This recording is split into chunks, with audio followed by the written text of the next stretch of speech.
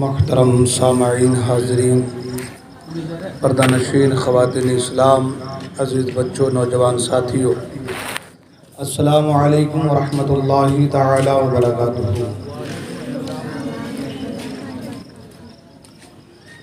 الحمدللہ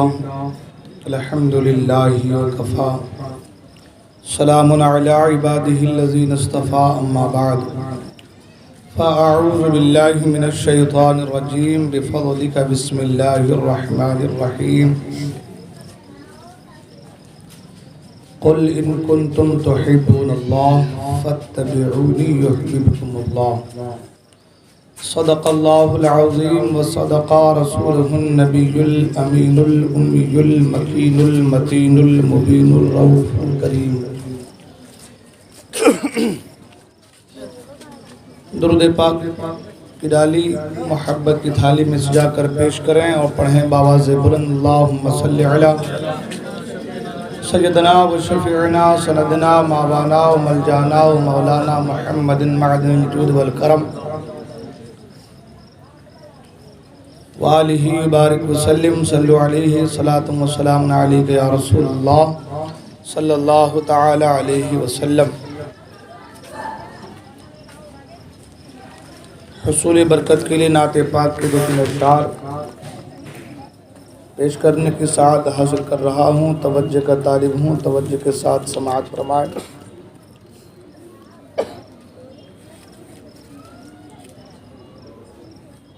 روشنی ہاتھ باندھے کھڑی ہے،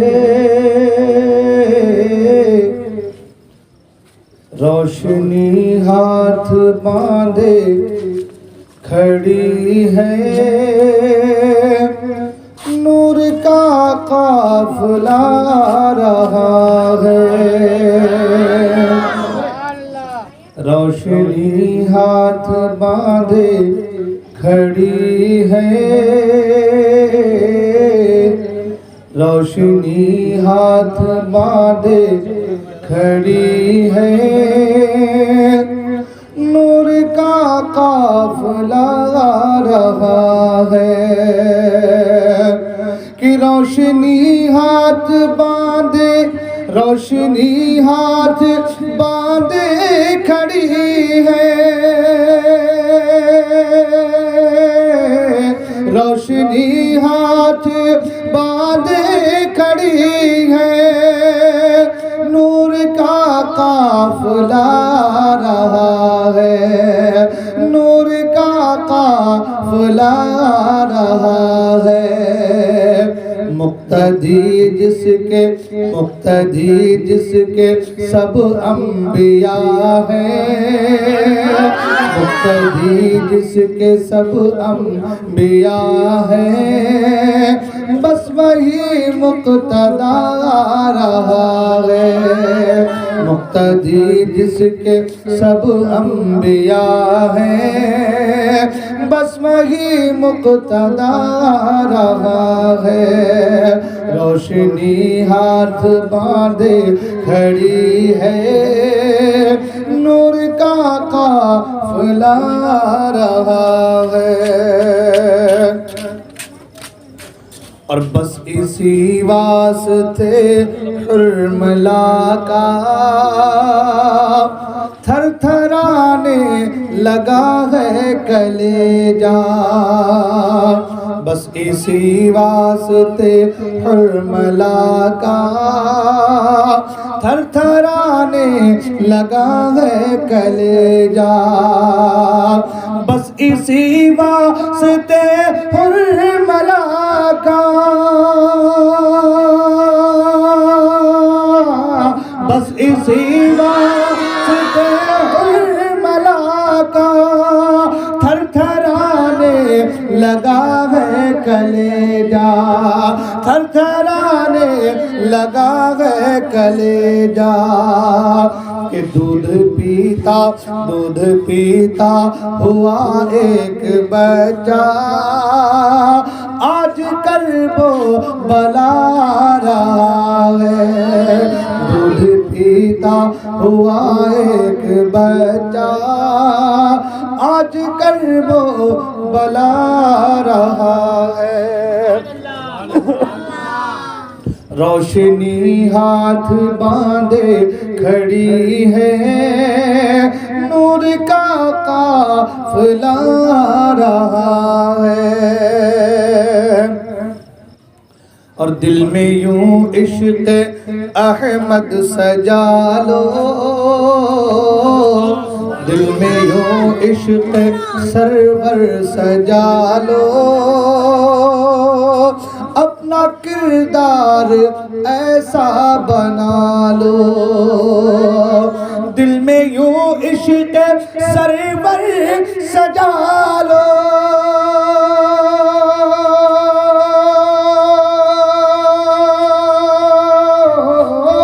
دل میں یوں عشق سرور سجا لو، اپنا کردار ایسا بنا لو، اپنا کردار ایسا بنا لو، دیکھ کر بول، دیکھ کر بول اٹھے زمانہ، دیکھ کر بول اٹھے زمانہ، عاشق مصطفیٰ رہا ہے، دیکھ کر بول اٹھے زمانہ، عاشق مصطفیٰ رہا ہے۔ روشنی ہاتھ باندھے کھڑی ہے، نور کا قافلہ رہا ہے۔ اور آخری شعر جو آج زلزلہ وغیرہ آ رہا ہے، ہر طرف تباہی ہے، بربادی ہے، اس کی وجہ کیا ہے، کس وجہ سے یہ تباہی اور بربادی آ رہی ہے؟ شاعر نے ایک شعر میں کہا، سماعت کریں۔ روز محشر کی کر لو کمائی، چھوڑ دو اب برائی، روز محشر کی کر لو کمائی، چھوڑ دو اب برائی، روز محشر کی کر لو کمائی،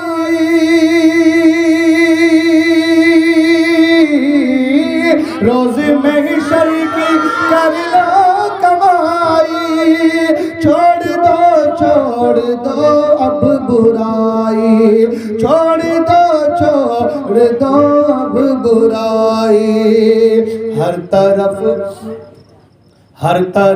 بڑھ گئی بے حیائی، ہر طرف بڑھ گئی بے حیائی، اس لیے زلزلہ آ رہا ہے، ہر طرف بڑھ گئی بے حیائی، اس لیے زلزلہ آ رہا ہے۔ روشنی ہاتھ باندھے کھڑی ہے، نور کا قافلہ آ رہا ہے، مقتدی جس کے سب انبیاء ہیں، بس وہی مقتدا آ رہا ہے۔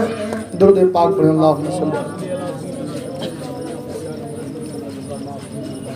سیدنا و شفیعنا و سندنا مابانا و ملجانا و مولانا محمد معدن الجود والکرم والہ بارک وسلم صلو علیہ صلاۃ و سلام علیک یا رسول اللہ صلی اللہ علیہ وسلم۔ احمد رضا کہاں گیا؟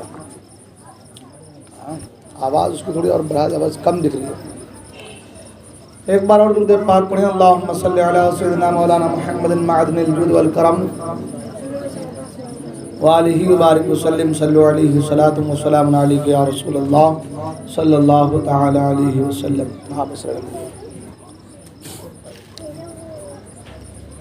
حضرات محترم،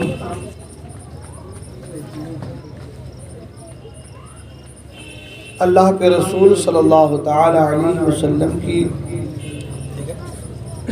پیاری سیرت مبارکہ کو سننے کے لیے ہم اور آپ یہاں پر حاضر آئے ہیں۔ 12 روزہ پروگرام کا آج چھٹی شب ہے، چھٹی مجلس ہے، اور آج کا جو موضوع ہے وہ ہے حضور اکرم صلی اللہ تعالی علیہ وسلم کی مکی زندگی اور واقع معراج ایک نظر میں، ہے نا؟ واقع معراج اور حضور کی مکی زندگی ایک نظر میں۔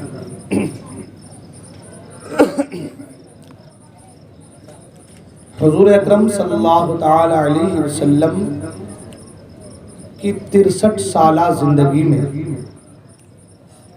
63 ایئرس حضور نے زندگی اختیار کی، 63 سالہ، اور 63 سالہ زندگی میں 53 سال کی آپ کی زندگی مکہ مکرمہ کی رہی ہے۔ 10 سال آپ کی زندگی کے مدینہ منورہ میں گزرے ہیں، 53 سال آپ کا مکہ مکرمہ میں گزرا ہے۔ 53 سالوں میں 40 سال تک آپ نے اعلان نبوت نہیں فرمایا، اور 40 سال کے بعد آپ نے اعلان نبوت فرمایا۔ تو 40 سال کی آپ کی زندگی اعلان نبوت سے پہلے کی ہے، اور بقیہ 13 سالہ زندگی آپ کی اعلان نبوت کے بعد کی زندگی جو مکہ مکرمہ میں گزری ہے۔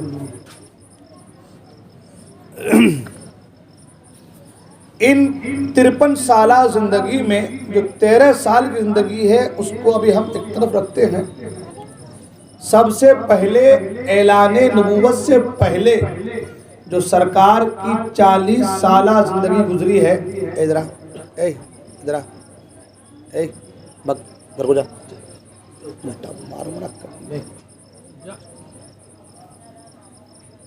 روزانہ کا بدماشی سے نالائق، درود پاک پڑھیں، اللہم صلی علی سیدنا مولانا بارک وسلم، صلی علیہ وسلم والسلام علیکہ یا رسول اللہ۔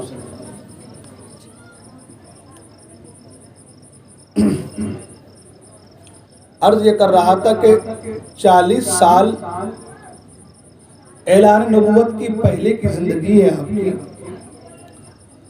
اور 40 سالہ زندگی میں حضور اکرم صلی اللہ تعالی علیہ وسلم نے اپنے اخلاق اور کردار کے وہ گل بوٹے کھلائے کہ اعلان نبوت کے بعد بھی جو لوگ منکر رہے، ایمان نہیں لائے، وہ لوگ بھی اعتراف کرتے رہے کہ واقعی محمد عربی صلی اللہ علیہ وسلم کی زندگی امانت داری، صادق الوعد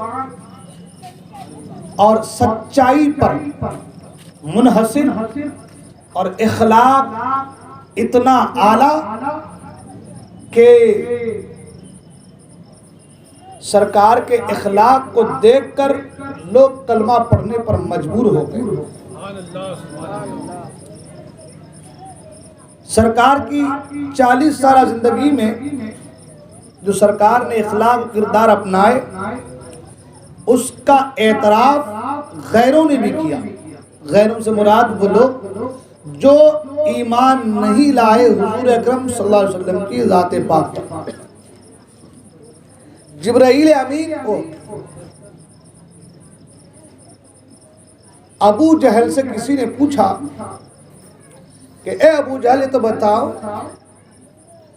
جو حضور کی زندگی ہے، محمد رسول اللہ کی زندگی ہے،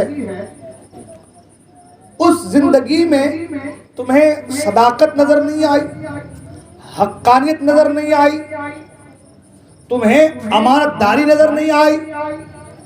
تو ابو جہل نے کہا نحنو نعلم ان رسول اللہ صلی اللہ علیہ وسلم ولکن لا نؤمن به ابدا۔ ابو جہل نے کہا ہم جانتے ہیں کہ یہ نبی آخر الزمان ہیں، ہم جانتے ہیں کہ ان کے اخلاق کی طرح کسی کا اخلاق نہیں، ان کے کردار کی طرح کسی کا کردار نہیں۔ امانت داری ان کی ایسی ہے کہ اس کے جیسا مکے میں کوئی دوسرا امین نہیں۔ سچائی ایسی ہے کہ مکے میں اس سے بڑا صادق کوئی نہیں، ہم سب جانتے ہیں، مگر اس کے باوجود ہم نبی نہیں مانیں گے، اس کے باوجود ہم کلمہ نہیں پڑھیں گے۔ پوچھا کلمہ کیوں نہیں پڑھو گے؟ تو کہا اس کی وجہ یہ ہے، ہم جانتے ہیں کہ یہ نبی ہیں، ہم جانتے ہیں کہ رسول بن کر کے آئے رسول ہیں، لیکن کلمہ اس لیے نہیں پڑھیں گے کہ خانہ کعبہ کی متولی ان کے خاندان کے لوگ، مہمان نوازی میں آگے نام ان کے خاندان کا، اور نبی بھی ان کے خاندان میں یہی نبی، تو یہ ہم سے ہضم نہیں ہو رہا ہے، یہ ہم سے ہضم نہیں ہو رہا ہے، بس اسی حسد کے بنا پر ہم ان پر ایمان نہیں لا رہے۔ تو پتہ کیا چلا؟ پتہ یہ چلا کہ جو سرکار کے دشمن تھے، جو ہمارے حضور کے دشمن رہے، دشمن تھے، وہ بھی اعتراف کرتے تھے کہ حضور کی زندگی بڑی صاف ستھری زندگی ہے۔ اعلان نبوت سے پہلے 40 سالہ زندگی میں اللہ کے رسول صلی اللہ تعالی علیہ وسلم نے اپنے اخلاق، اپنے کردار اور اپنا نظریہ اور اپنے آپ کو اس انداز میں پیش کیا کہ لوگ اش کر اٹھے، لوگ حیران رہ گئے۔ وجہ یہ کہ جب سرکار دنیا میں تشریف لائے تو آپ کے دنیا میں آنے سے پہلے اور آنے کے بعد بھی عرب میں جنگ و جدال عام، قتل کرنا، ایک دوسرے کو مارنا عام، کسی کے مال کو ہڑپ لینا کامن بات، کسی کو ستانا یہ عام بات، کسی پر ظلم کرنا یہ عام بات، بیٹیوں کو زندہ درگور کر دینا یہ عام بات، کسی یتیم کو پر ظلم کرنا یہ عام بات، الغرض کے رشتہ توڑنا یہ عام بات، رشتہ داری کو توڑ دینا یہ عام بات۔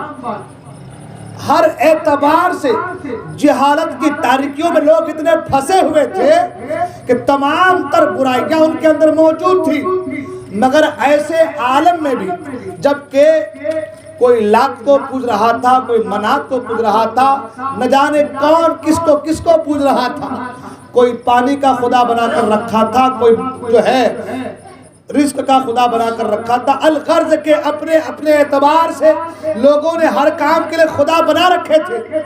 ایسے ماحول میں، ایسے انوائرمنٹ میں، ایسے سچویشن میں جب آقا کریم صلی اللہ تعالی علیہ وسلم دنیا میں تشریف لاتے ہیں، عرب کے ماحول کو دیکھتے ہیں تو ہونا تو یہ چاہیے تھا کہ عرب کا ماحول، عرب کا کلچر محمد عربی کی ذات میں بھی ہوتا، مگر سرکار اقدس صلی اللہ علیہ وسلم اس ماحول میں رہنے کے باوجود اپنے آپ کو اس ماحول سے دور رکھا اور دنیا کو پیغام دیا کہ محمد عربی شرک کرنے کے نہیں آیا ہے، شرک کو مٹانے کے لیے آیا ہے۔ محمد عربی برے کام کرنے کے نہیں بلکہ برائیوں کا خاتمہ کرنے کے لیے آیا ہے۔ محمد عربی جو ہے جھوٹ بولنے کے لیے نہیں بلکہ جھوٹ کا پردہ فاش اور جھوٹ کا قلعہ قما کرنے کے لیے آیا ہے۔ الغرض یہ کہ تمام تر خرافات کو مٹانے کے لیے آقا کریم صلی اللہ علیہ وسلم کی ذات آئی ہے، اور سرکار آئے اور تمام تر خرافات کو اپنے اخلاق، اپنے رویہ کے ذریعے سے تمام تر خرافات کو مٹا کر رکھا۔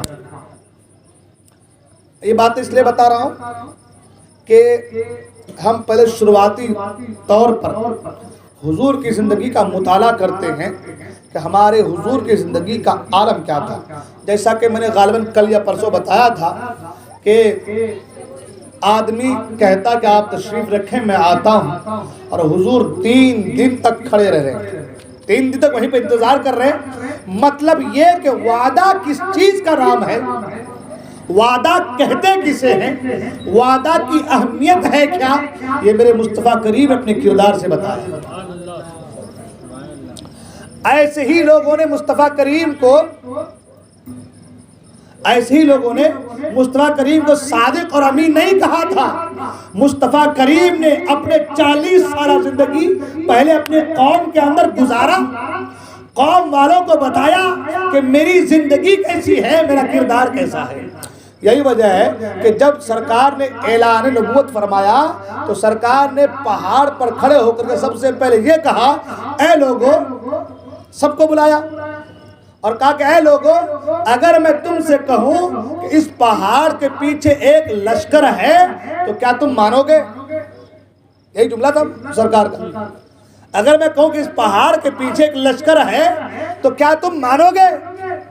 لوگوں نے کہا کہ آپ صادق ہیں، آپ سچے ہیں، آپ امین ہیں، آپ کہیں گے تو ہم ضرور مانیں گے کہ اس پہاڑ کے پیچھے لشکر ہے. اب بتائیے، وہ لوگ جو کفر و شرک کے دلدل میں پھنسے ہوئے تھے، وہ لوگ جو برائیوں کو اپنا اوڑھنا اور بچھونا بنائے رکھے تھے، ان سے مصطفیٰ کہہ رہے ہیں اگر میں تم سے کہوں کہ اس پہاڑ کے پیچھے ایک لشکر ہے تو کیا تم مانو گے؟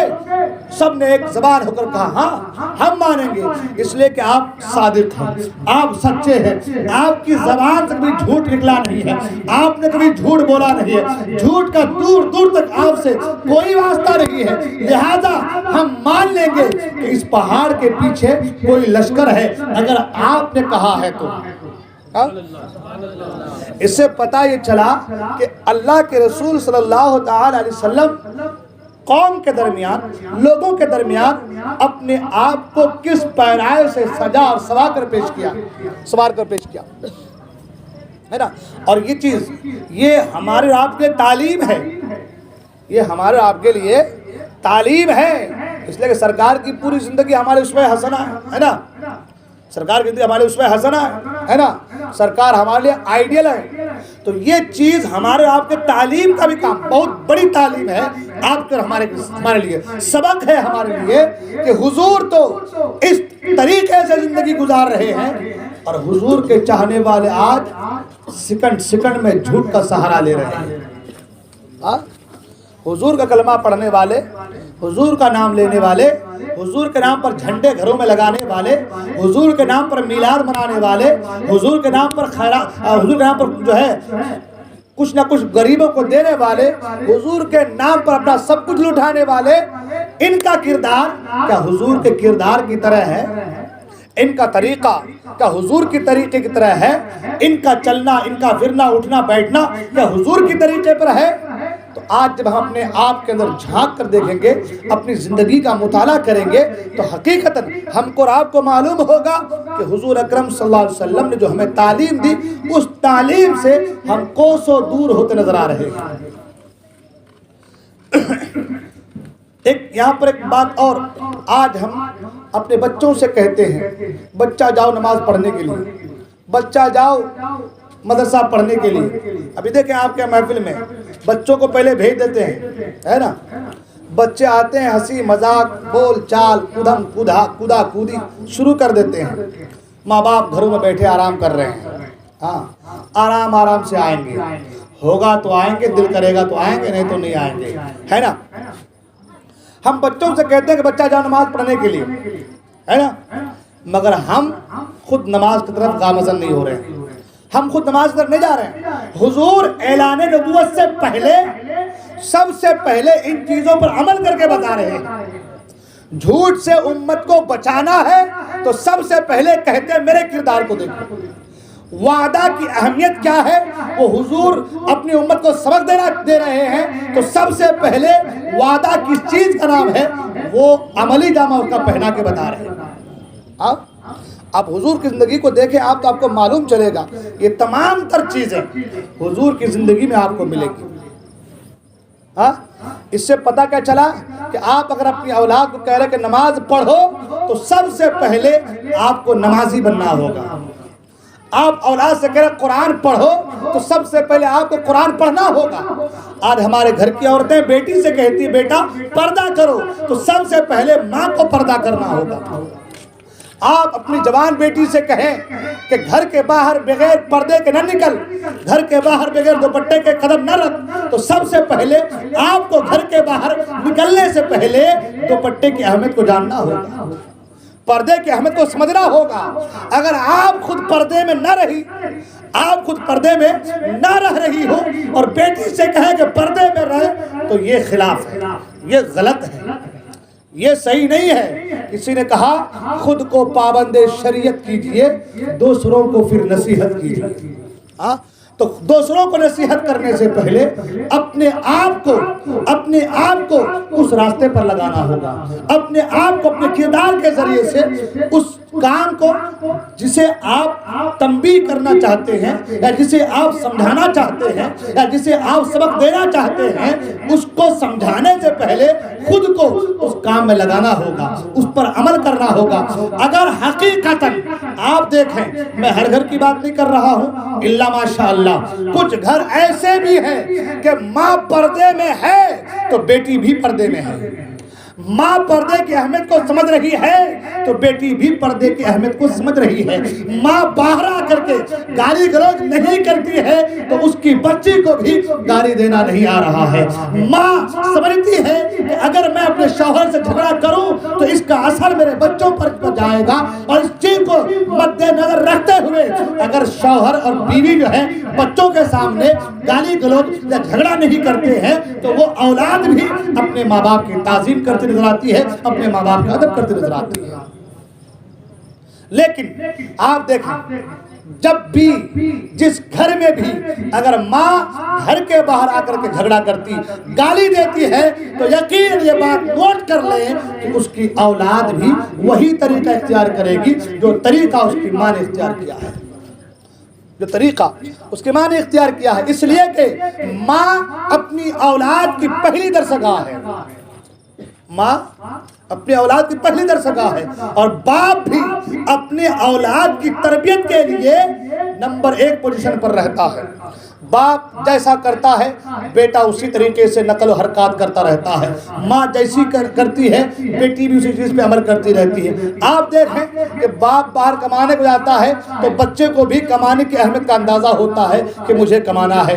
ماں گھر میں رہتی ہے، کھانا بناتی ہے تو بچی بھی جانتی ہے کہ مجھے میری ماں کی طرح کھانا بنانا چاہیے. الغرض کہ بچے اپنے ماں باپ کو دیکھ کر سیکھتے ہیں. تو اگر ہم چاہتے ہیں کہ ہماری اولاد راہ راست پہ رہے، اگر ہم چاہتے ہیں کہ ہماری اولاد نیک بنے، اچھا بنے، سچا بنے، نمازی بنے، قرآن پڑھے، دین سے جڑے، تو سب سے پہلے ہم کو نمازی بننا ہے، سب سے پہلے ہم کو قرآن پڑھنا ہے، سب سے پہلے ہم کو دین سے جڑنا ہے، سب سے پہلے ہمیں اپنے گھروں میں اسلامی ماحول پیدا کرنی ہے. تب جا کر کے ہماری اولاد اپنی زندگی میں اسلام کو اہمیت دیتے نظر آئے. صحیح بات ہے؟ ہاں، آپ حضور کی زندگی کا مطالعہ کریں. ہمارے حضور نے ہی تعلیم، ہمارے حضور نے یہی تربیت دی. توجہ ادھر دیں آپ لوگ. ہمارے حضور نے یہی تعلیم دی، یہی تربیت دی کہ سب سے پہلے خود کو سدھارو. اگر باپ اپنے بیٹے کے سامنے جھوٹ بول رہا ہے تو بیٹا بھی جھوٹ بولنے کا عادی بنے گا، بیٹا بھی جھوٹ بولے گا. آپ دیکھیں، یہ پریکٹیکل ہے، یہ تجربہ شدہ ہے، یہ صرف زبان سے کہہ لینے والی بات نہیں ہے. آپ اپنے کسٹمر سے، اپنے چاہنے والوں سے، یا اپنے دوست و احباب سے، یا آپ کے جو ساتھ میں کام کرنے والے ہیں ان کے ساتھ آپ فون پر بات کرتے ہیں اور آپ جھوٹ بولتے ہیں. آپ کا بچہ آپ کے سامنے کھڑا بیٹھا کام کاج میں ہے، آپ کی باتوں کو کیچ کرتا ہے، سنتا ہے، تو بچہ سوچتا ہے کہ شاید کبھی کبھار جھوٹ بولنا چاہیے. اور کبھی کبھار جھوٹ بولنے میں کوئی قباحت نہیں، کوئی خرابی نہیں ہے. پھر بچہ دھیرے دھیرے ایک بار جھوٹ، 2 بار جھوٹ، پھر دھیرے دھیرے بچہ جھوٹ بولنے کا عادی ہوتا ہے. اس کے بعد باپ کہتا بیٹا جھوٹ نہیں بولنا، باپ کہتا بیٹا جھوٹ نہیں بولنا. ماں کہتی بیٹا پردے میں رہنا، بیٹا جھوٹ نہیں بولنا، بیٹا اس طریقے سے کام کرنا. اب جب آپ نے اس کو کسی چیز کی لت لگا دی ہے، کسی چیز کی عادت لگا دی ہے، اس کے بعد آپ کہیں کہ اس چیز سے دور رہو، یہ اس بچے کے لیے ناممکن سا نظر آتا ہے. اس لیے کہ آپ نے اس بچے کو لا کر کے سمندر کے بیچوں بیچ چھوڑ دیا ہے. اب بچہ نہ واپس جا سکتا ہے نہ آگے بڑھ سکتا ہے. بس یوں سمجھ لے کہ بھور میں بچہ، اب آپ کا کشتی بچے کی پھنسی ہوئی ہے. اب حال یہ ہے بچہ نہ آگے جا پا رہا ہے اور نہ پیچھے جا پا رہا ہے، جس کی وجہ سے پھر وہ جھوٹ کا سہارا لے کر کے اور جھوٹ میں ڈوبتا نظر آتا ہے. تو اگر آپ چاہتے ہیں کہ آپ کی اولاد اگر آپ چاہتے ہیں کہ آپ کی اولاد نیک بنے، اچھا بنے، سچا بنے، نمازی بنے، تو ابھی سے بچپن ہی سے آپ کو اپنی اولاد کی تربیت کرنی ہوگی، اور یہ سلیقہ یہ طریقہ آپ کو محمد عربی صلی اللہ علیہ وسلم کی زندگی میں ملے گی۔ یہ چیز آپ کو حضور کی زندگی میں ملے گی کہ حضور اکرم صلی اللہ علیہ وسلم نے اپنی زندگی اس انداز میں گزارا کہ دوسرے لوگ بھی یہ کہنے پر مجبور ہو گئے کہ واقعی مکے کی سرزمین پر اگر کوئی صادق ہے، مکے کی سرزمین پر اگر کوئی سچا ہے، مکے کی سرزمین پر اگر کوئی امانت دار ہے تو وہ محمد عربی کی ذات ہے۔ حضور اکرم صلی اللہ تعالی علیہ وسلم 40 سال زندگی مکہ مکرمہ میں گزارتے ہیں اعلان نبوت سے پہلے۔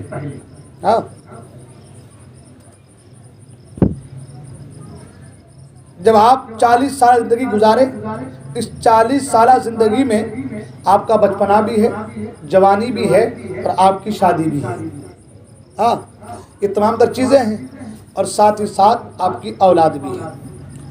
اس کے بعد جب اللہ کے رسول صلی اللہ علیہ وسلم نے اعلان نبوت فرمایا، جب اعلان نبوت فرمایا تو اب حال یہ کہ وہ لوگ جو سرکار کی تعریف، سرکار کی توصیف اور سرکار کے قصیدے بیان کرتے تھے، اب وہ لوگ حضور کے دشمن ہوتے نظر آئے، اب وہ لوگ حضور کے دشمن ہوتے نظر آئے۔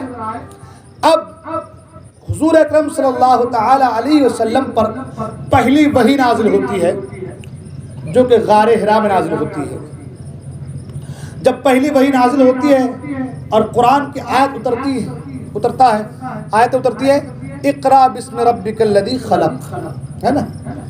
حضور غار حرا میں اکثر عبادت کے جایا کرتے تھے، اور آپ جب جائیں گے وہاں پر تو آپ کو معلوم چلے گا، اللہ پر وہ جو حرا کا غار ہے وہ اتنے بڑے پہاڑ کے اوپر ہے، اس پہاڑ کے اوپر جا کر کے بھی پتھروں کے بیچ سے ایسے راستے ہیں کہ اگر آدمی تھوڑا زیادہ موٹا ہو تو شاید نکل نہیں پائے گا، بالکل پتھر ایسے ملے ہوئے اور اسی سے آپ کو گھسیٹتے اندر جانا ہے۔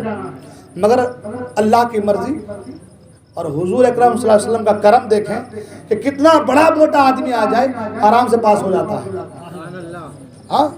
آپ دیکھیں گے تو آپ حیرت میں پڑ جائیں گے کہ بھائی اتنا ملا بالکل ایک پتھر یا اسی سے گھسنا ہے آپ کو، اسی سے لگ کے آپ کو اندر جانا ہے کہ جہاں پر جا کر اندر پتھروں کے بیچ ایک کھو ہے، اس غار کے اندر، اس کھو کے اندر جا کر کے حضور عبادت کیا کرتے تھے۔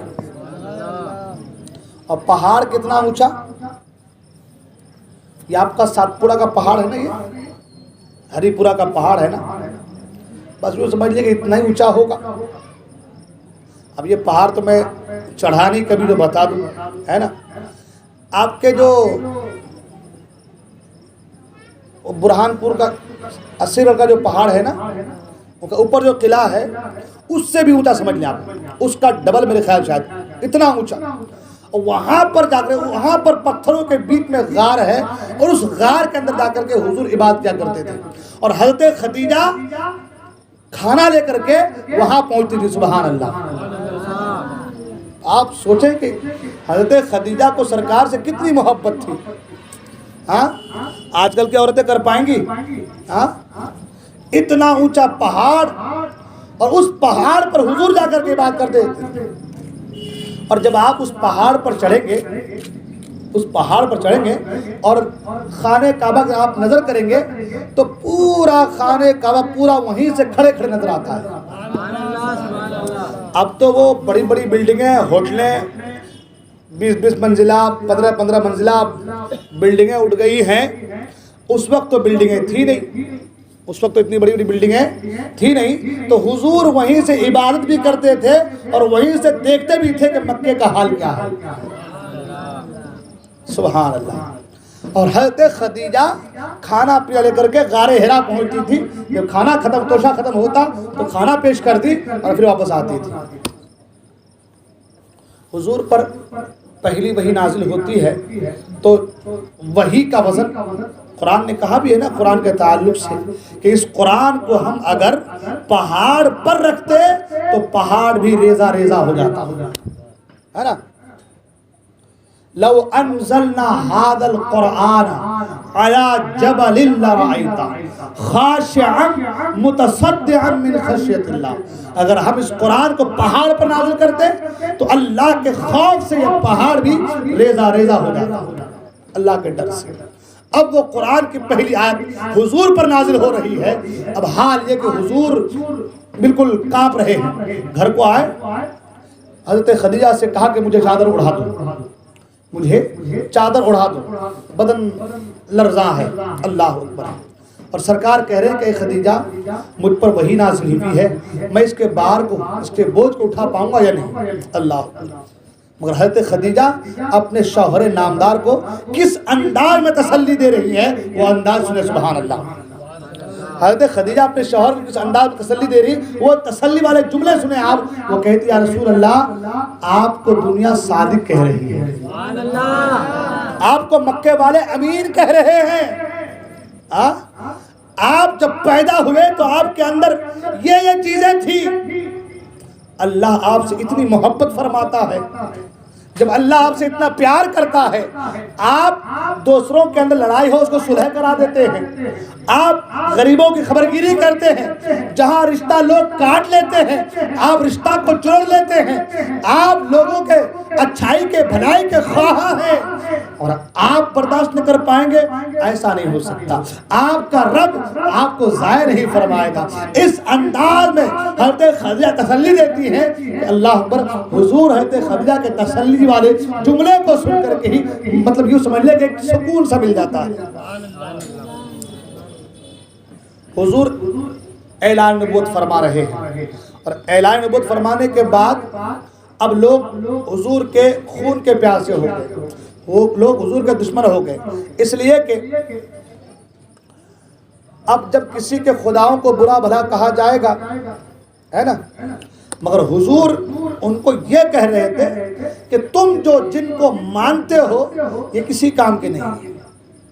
ہم کو, تم کو, ہم سب کو پیدا کرنے والی ذات خدائے وحدہ لا شریک کی ذات ہے. اب وہ محبت ان کی اتنی تھی اور ایسی تھی, اتنی جلدی کہاں جانے والی. ایک میں نے پڑھا کہ بھائی صحابہ اکرام نماز پڑھتے تھے تو بتوں کو یہاں رکھ کر کے, چھوٹے چھوٹے بتوں کو یہاں رکھ کر کے ایسے نماز پڑھتے تھے. بتوں سے محبت تھی, نئے نئے ایمان لائے تھے ہے نا, نئے نئے ایمان لائے تھے. ایک طرف یہ دین کی محبت, ایک طرف بتوں کی محبت تھی, تو بتوں کو یہاں دبا کر کے اس طریقے سے نماز پڑھتے تھے. حضور کو معلوم ہوا کہ لوگ بتوں کو یہاں رکھ کر کے نماز پڑھتے ہیں, تو حضور نے نماز میں رفع یدین کا حکم دیا. رفع یدین جو شافعی لوگ کرتے ہیں,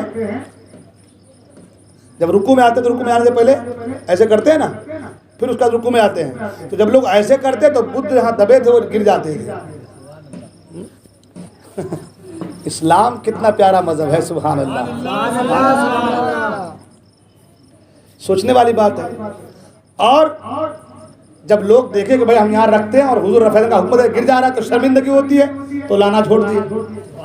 ہاں تو لانا چھوڑ دی. دھیرے دھیرے دھیرے محبت بھی ختم ہو گئی اس سے. جب حضور کے اخلاق کو دیکھا اور دین کے جو طریقے کو دیکھا, دین جو سکھاتا ہے آداب, ان آداب کو دیکھا تو وہ لوگ بھی گرویدہ ہو گئے, وہ لوگ بھی محبت کرنے لگے. اب حال یہ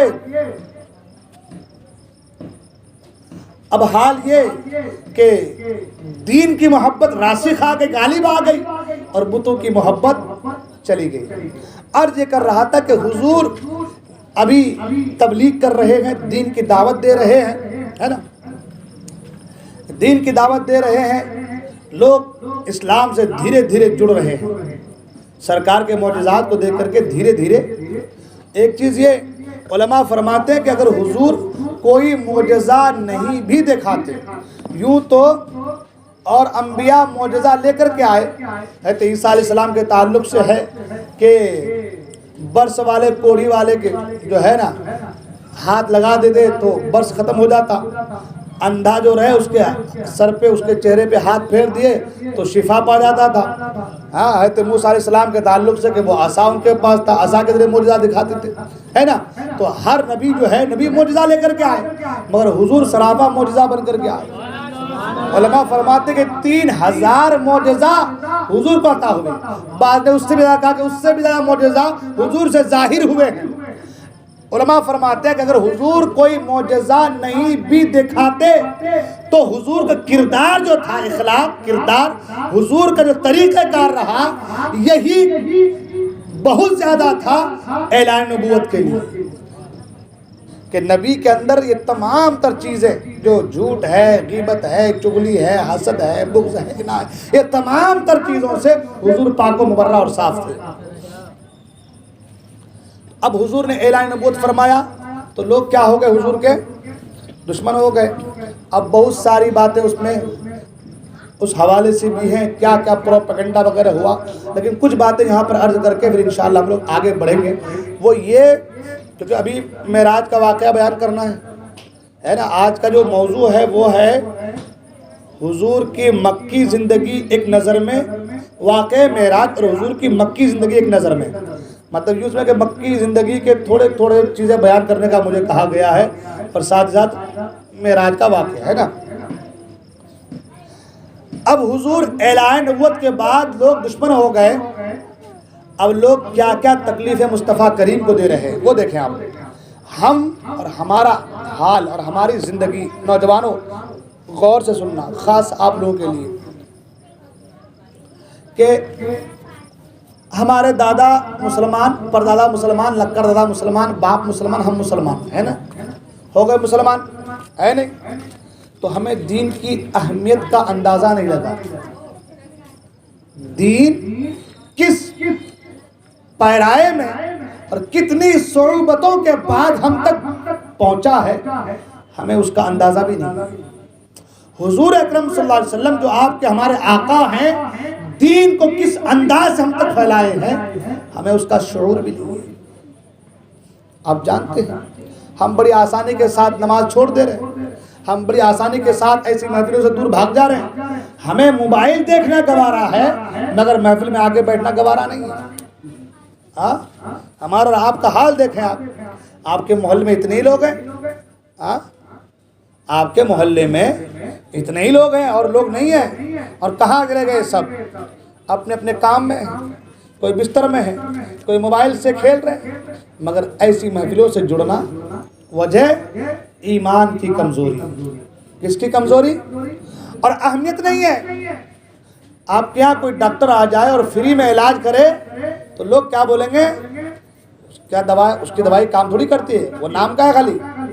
اور وہیں کوئی ڈاکٹر آئے اور بولے کہ بھائی 300 روپے فیس ہے ہماری, ہم دوسروں کو کہتے پھرتے ہیں ایک نمبر ڈاکٹر ہے وہ, 300 تو خالی فیس ہے اس کی.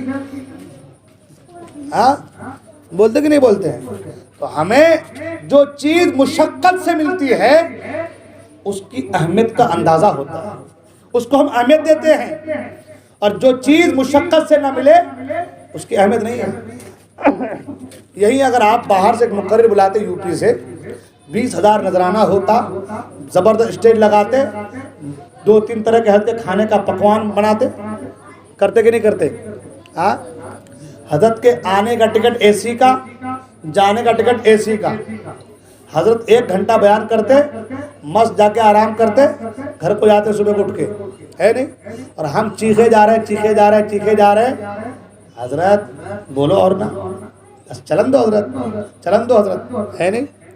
اور کسی کو فکر ہے کہ حضرت جو بول رہے ہیں حضرت کا گلا خراب ہے, کیا تکلیف ہے, تو بھائی گاؤں کے ہی صحیح خبر گیری کی جائے, دیکھ ریکھ کی جائے. ہے میں میرے بارے نہیں کہہ رہا ہوں, ایک ایگزامپل دے رہا ہوں میں کہ آج ہماری قوم کا حال یہ ہے کہ جو چیز فری میں ہونا اس کی اہمیت نہیں ہے. اس کی اہمیت آپ دیکھیں, بابا لوگ تعویذ والے, ہمارے بزرگان دین تعویذ فری میں دیا کرتے تھے. ابھی بھی کچھ لوگ ایسے ہیں کہ جو تعویذ کا پیسہ مانگتے نہیں. تو ہم کیا بولتے ہیں, اس کی تعویذ کام نہیں کرے, اتنا پیسہ کہاں لیتے حضرت.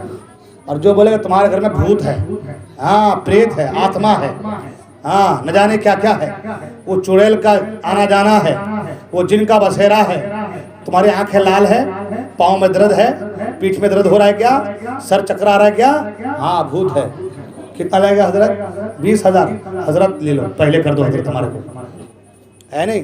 اب وہ حضرت کیا بول رہے ہیں, رات کو 12 بجے اٹھنا, یہ لیمبو لینا اور تپتی میں جا کے پھینک کے آنا, سب کر رہا آدمی. صحیح بول رہا نا میں؟ صحیح بول رہا کہ نہیں بول رہا ہوں؟ کر رہے کہ نہیں کر رہے ہیں؟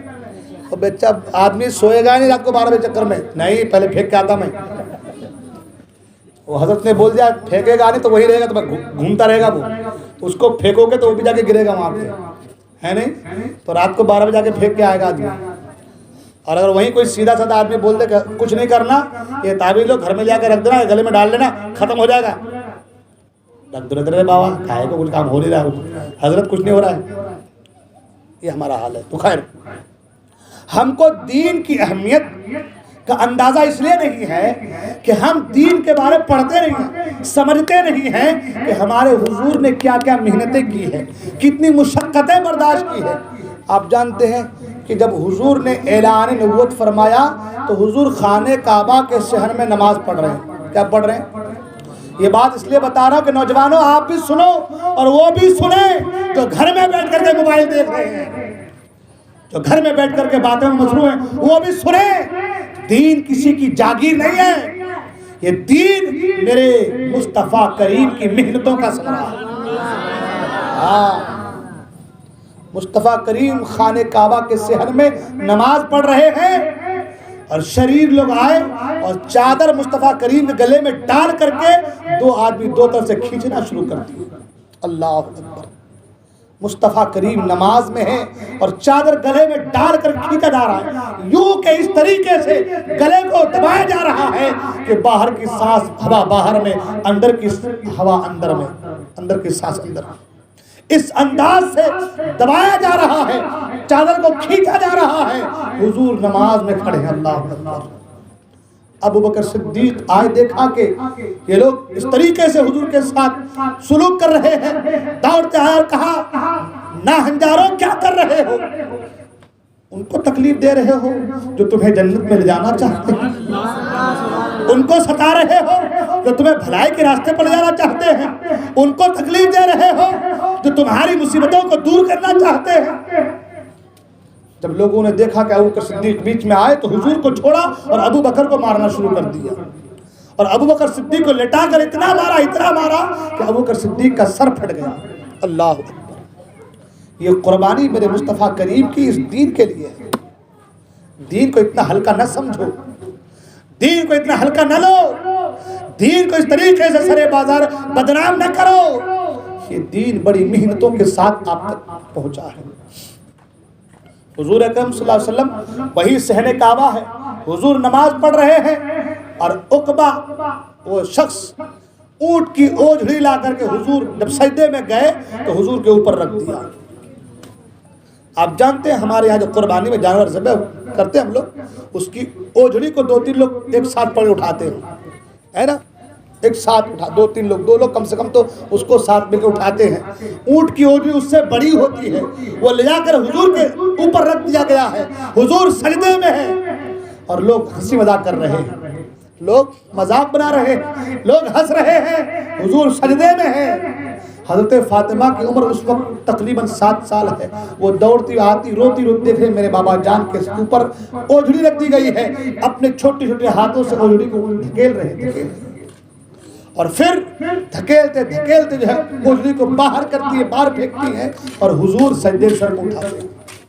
یہ تکلیف میرے مصطفیٰ نے برداشت کی ہے دین کو آپ تک پہنچانے کے لیے. ایسے دین آپ تک نہیں پہنچا ہے میرے دوست. دین کو اتنا ہلکا نہ لو, دین کی اہمیت کو سمجھو. آپ خوش نصیب ہیں کہ اسلام کے دامن سے جڑے ہوئے ہیں, آپ خوش نصیب. اب جانتے ہیں ابو بصیر کا واقعہ آپ کو معلوم ہے. ابو بصیر وہ صحابی ہیں کہ جب صلح نامہ لکھا گیا, قرار نامہ ہوا کہ بھائی ہمارے مکے کے لوگ اگر کوئی آپ کے یہاں آ گئے تو آپ کو لوٹانا ہوگا, اور مدینے والے اگر کوئی آ گیا مکے کو تو ہم اس کو واپس نہیں کریں گے. حضور نے ان کی شرطیں مان لی. ابھی وہ صلح نامہ پر، شرط نامہ پر ابھی حضور کے سائن، ابھی دونوں طرف کے سائن ابھی دستخط ابھی ہوئے نہیں تھے. ایک صحابی تھے جن کا نام تھا حضرت ابو بصیر. وہ دوڑتے ہانپتے کانپتے حضور کی بارگاہ میں آ گئے. پاؤں میں بیڑیاں ہیں، زنجیر سے پورے جسم کو باندھا ہوا ہے. چھوٹ کر کسی طریقے سے مکے والے مار مار کے پورے بدن سے خون نکال دیے تھے. جدھر جس گلی سے گزرتے تھے خون گرتا گرتا جا رہا تھا. اللہ، اتنی تکلیف ابو بصیر کو صرف اس لیے دیا گیا تھا کہ ابو بصیر حضور کا کلمہ پڑھ چکے تھے، مسلمان ہو چکے تھے. اتنی تکلیف ہے ابو بصیر کو دی گئی. اور ابو بصیر حضور کی بارگاہ میں آئے، پہنچے، ابھی قرار نامہ پر دستخط ہوا نہیں ہے. اتنے میں مکے سے 2-3 سپاہی آ گئے، کہا ان کو واپس کر دیجیے. حضور نے کہا ابھی دستخط ہوا نہیں ہے، دستخط ہونے کے بعد تب یہ اس پر عمل کیا جائے گا، ابھی دستخط ہوا نہیں ہے. انہوں نے کہا ہم نہیں مانیں گے، ہم نہیں مانیں گے، آپ نے وعدہ کیا ہے، آپ کو واپس کرنا ہوگا. اللہ اکبر. حضور ابو بصیر کو دیکھ رہے ہیں اور ابو بصیر مسلمانوں کو دیکھ رہے ہیں. حضرت عمر فاروق اعظم بھی ہیں، دیگر صحابہ کرام بھی ہیں. اللہ اکبر. صحابہ چاہتے ہیں کہ واپس نہ جائے، اس لیے کہ اب اگر ابو بصیر واپس جاتے ہیں تو مکے والے اسے مار مار کر ختم کر دیں گے. صحابہ کرام چاہتے کہ واپس نہ جائے، مگر حضور نے کہا ابو بصیر میں وعدہ کر چکا ہوں، ابو بصیر میں وعدہ کر چکا ہوں، لہذا تمہیں جانا ہوگا. اللہ اکبر.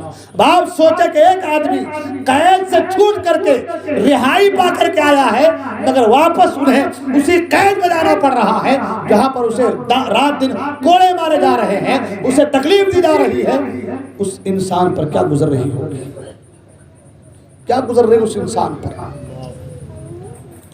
ابو بصیر واپس جا رہے ہیں، مڑ مڑ کے دیکھ رہے ہیں. اللہ، مڑ مڑ کے حضور کو دیکھ رہے ہیں، مڑ مڑ کے حضور کو دیکھ رہے ہیں. حضور بھی ابو بصیر کو دیکھ رہے ہیں. جب کچھ دور آگے بڑھے اور نظروں سے اوجھل ہو گئے، حضور بیٹھ گئے، آنکھوں سے آنسو لگا رہے ہیں. صحابی ہے، حضور کا عاشق ہے، حضور کا چاہنے والا ہے، مگر واپس کر رہے ہیں. حضور کے آنکھوں سے آنسو. حضور نے فرمایا ابو بصیر ایک دن میرا بلاوا تم تک آئے گا، میرا بلاوا تم کو آئے گا. جب میرا بلاوا آئے گا تب آنا، میرا بلاوا تم تک آئے گا. اللہ. ابو بصیر گئے اور راستے میں خیال کیا کہ اب اگر میں واپس مکہ جا رہا ہوں تو لوگ مجھے مار دیں گے. 2 سپاہی جو لینے آئے تھے انہی میں سے ایک کے تلوار کو کھینچ لیا اور ایک کو قتل کر دیا. ایک کو مارا، دوسرا ڈر سے بھاگ گیا. اب ابو بصیر کہہ رہے میں کیا کروں، ایک طرف مکہ ہے ایک طرف مدینہ ہے. مکہ جاتا ہوں تو لوگ مار دیں گے، مدینہ جاتا ہوں تو حضور نے کہا کہ واپس چلے جاؤ، کروں تو کیا کروں. تو اب ابو بصیر ایک دریا کے کنارے اپنا مسکن بنا لیتے ہیں، دریا کے قریب پانی پیتے ہیں، پتے کھا کے گزارا کرتے ہیں. اب جو لوگ مکے میں جن کو ستایا جا رہا تھا، عثمان غنی کا بھی حال یہی کہ عثمان غنی کو چٹائی میں لپیٹ کر کے دونوں طرف سے دھونی دی جاتی اور اس قدر دھونی دی جاتی کہ سانس اکھڑ جاتی تھی. اللہ، اتنی تکلیف عثمان غنی کو دی گئی ہے. اب ابو بصیر اس دریا کنارے ٹھہرے. اب جو بھی مکے میں ستایا جاتا وہ رات کو بھاگ کر کے مکے سے نکل جاتا اور ابو بصیر کے پاس آ کر کے پناہ لیتا. ابو بصیر کے پاس، اور یہ بھی ایک حکمت الہی ہے، ابو بصیر کا وہاں پر جانا یہ بھی حکمت الہی ہے. وہ کیا ہے میں انشاءاللہ آگے بتاتا ہوں.